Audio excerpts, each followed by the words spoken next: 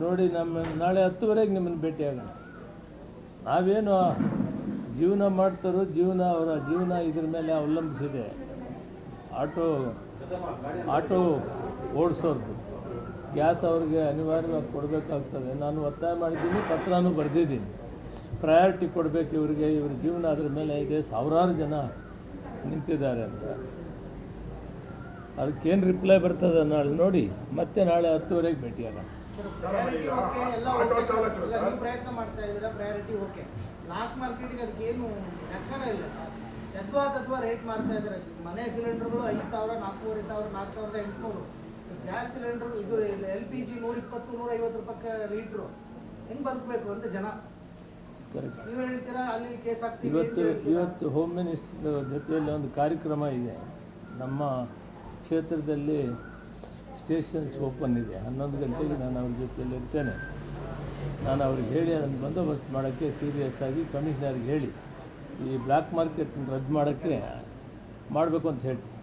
ನಿಮ್ಮ department ಅವರೆಲ್ಲೂ ride ಮಾಡ್ತಿಲ್ಲ? ನಮ್ಮ ಡಿಪಾರ್ಟ್ಮೆಂಟು ಮಾಡಬೇಕು. ಅದಕ್ಕಾಗಿ ಡಿಪಾರ್ಟ್ಮೆಂಟಲ್ಲಿ ಮೈಲ್ಮಾಪನ ಇಲಾಖೆ ಇದೆ, ಅವರು ಅದರ ಕೆಲಸ ಮಾಡಬೇಕು. ನಾಳೆ ಅವ್ರನ್ನೂ ಕರೆದಿದ್ದೀನಿ, ಇಲಾಖೆ ಮುಖ್ಯಸ್ಥರನ್ನೂ ಕರೆದಿದ್ದೀನಿ ಮತ್ತು ಆಯಿಲ್ ಕಾರ್ಪೊರೇಷನನ್ನು ಕರೆದಿದ್ದೀನಿ. ಕುಂತು ಮಾತಾಡಿ ಒಟ್ಟಾರೆ ಅವ್ರಿಗೊಂದು ಪರಿಹಾರ ಹುಡುಕಬೇಕು. ನಾನು ಅವ್ರಿಗೆ ಪತ್ರನೂ ಬರೆದಿದ್ದೀನಿ. ಮತ್ತು ನಾಳೆ ಅವ್ರೇನು ವರದಿ ತತ್ತಾರೋ Indian Oil Corporation executive director ನೋಡಿ ಆಮೇಲೆ ನಿಮ್ಮ ಜೊತೆಯಲ್ಲಿ ನಾಳೆ 10:30ಗೆ ಮಾತಾಡ್ತೀನಿ. ಸರ್, ಆಮೇಲೆ ಇನ್ನೊಂದು, ಕೇಂದ್ರ ಸರ್ಕಾರ 20% ಹೆಚ್ಚಾಗಿ ಕೊಡುತ್ತೆ ಅಂತ ಹೇಳಿದಾಗ ನಾವೆಲ್ಲ ಅಪ್ರಿಷಿಯೇಟ್ ಮಾಡಿದ್ವಿ.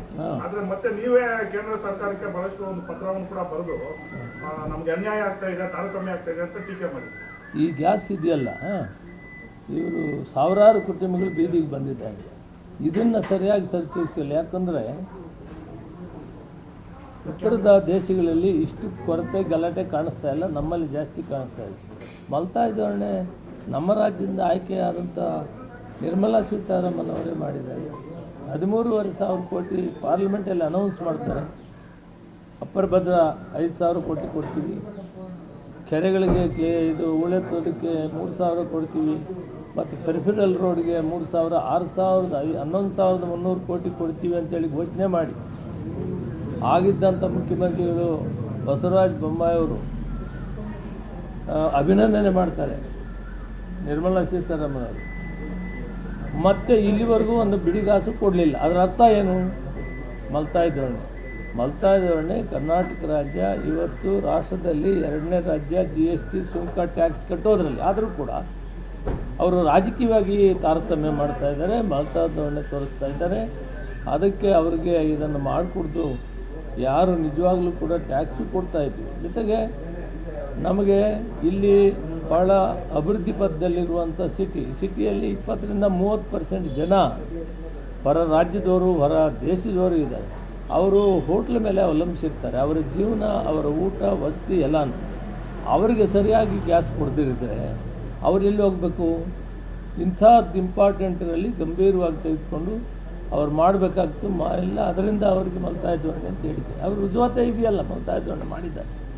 ಇದರಲ್ಲಿ ಮಾಡಬಾರ್ದು, ಇದು ಜೀವನದ ಬದುಕು. ಅದರಿಂದ ಪತ್ರ ಬರೆದಿದ್ದೀನಿ, ನೋಡೋಣ. ನಾಳೆ ಮತ್ತೆ ಭೇಟಿಯಾಗೋಣ. ನಮ್ಮ ಪೆಟ್ರೋಲಿಯಂ ಮಿನಿಸ್ಟ್ರಿ.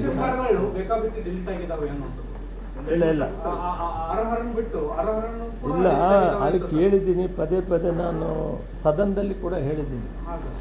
ರೇಷನ್ ಕಾರ್ಡು ಜಿನೈನ್ ಇರೋರು, BPL ಇರೋರು ಯಾರಾದರೂ ನಿಜವಾಗಿ ಆಗಿರಲ್ಲ. ಒಂದು ವೇಳೆ ಆಗಿದ್ದರೆ ತಕ್ಷಣ ತಹಸೀಲ್ದಾರ್ಗೆ ಅರ್ಜಿ ಹಾಕಿದರೆ 15 ದಿನದೊಳಗಡೆ ಮತ್ತೆ ಅವರಿಗೆ BPL ಕಾರ್ಡನ್ನು ಕೊಡ್ತೀವಿ. APL ಕಾರ್ಡ್ ಇರೋರಿಗೆ ನಾವು ಸದ್ಯಕ್ಕೆ ಏನೂ ಮಾಡ್ತಾ ಇಲ್ಲ. BPLಲ್ಲಿ ಸಾಕಷ್ಟು ಜನ APL ಇದ್ದಾರೆ. ಅದನ್ನು ಪರಿಷ್ಕರಣೆ ಮಾಡ್ತಾ ಇದ್ದೀವಿ. ಮಾಡುವಾಗ ಅಕಸ್ಮಾತ್ ಎಲ್ಲಾದರೂ BPL ಅವರು ಮಿಸ್ ಆಗಿದೆ, ಅವ್ರಿಗೆ ಅವಕಾಶ ಮಾಡಿಕೊಡ್ತೀವಿ. ಅಲ್ಲ, BPL ಅರ್ಹರಲ್ಲದೇ ಇದೆ BPLಗೆ, ಅವರು APLಗೆ ಹೋಗ್ತಾರೆ. ಕೇಂದ್ರ ಸರ್ಕಾರನೂ ಕೂಡ ಸರ್ ಕರ್ನಾಟಕದಲ್ಲಿ ಸುಮಾರು 4 ಲಕ್ಷಕ್ಕೂ ಹೆಚ್ಚು ಅನಧಿಕೃತ BPL ಕಾರ್ಡ್ಗಳಿದೆ ಅಂತ ಒಂದು ವರದಿ ಕೊಟ್ಟಿದ್ದಾರೆ. 7 ಲಕ್ಷ ಕಾರ್ಡ್ಗಳು ಗೈಡ್ಲೈನ್ಸ್ ಮೀರಿ APLನವರು ಇದ್ದಾರೆ ಅಂತ ಕೇಂದ್ರ ಸರ್ಕಾರ ಹೇಳಿದೆ. ಅದನ್ನು ಪರಿಷ್ಕರಣೆ ಮಾಡ್ತಾ ಇದ್ದೀವಿ ನಾವು. ಸುಮಾರು 14 ಲಕ್ಷ ಕಾರ್ಡು APLನವರು BPL ಇದ್ದಾರೆ. ಅದನ್ನು ನಿಧಾನವಾಗಿ ನಾವು BPLಗೆ ತೊಂದರೆ ಆಗದಂತೆ ಪರಿಷ್ಕರಣೆ ಮಾಡಿ ತೆಗಿಬೇಕಾಗಿದೆ. ಹಂತವಾಗಿ ತೆಗಿತೀವಿ. ಆಟೋ ಚಾಲಕರೆಲ್ಲ ರಾಜ್ಯ ಸರ್ಕಾರದ ವಿರುದ್ಧ ಆಕ್ರೋಶ ವ್ಯಕ್ತಪಡಿಸಿದ್ರು. ರಾಜ್ಯ ಸರ್ಕಾರದ ಇದರಲ್ಲಿ ಏನೂ ಪಾತ್ರ ಇಲ್ಲ.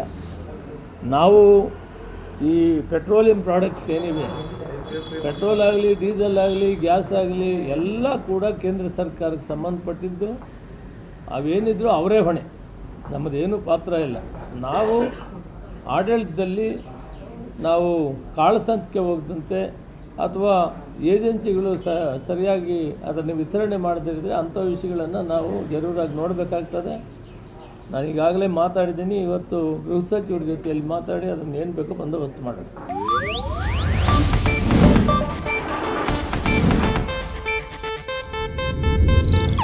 ಇದು ಏಷ್ಯಾನೆಟ್ ನ್ಯೂಸ್ ನೆಟ್ವರ್ಕ್ ಪ್ರಸ್ತುತಿ.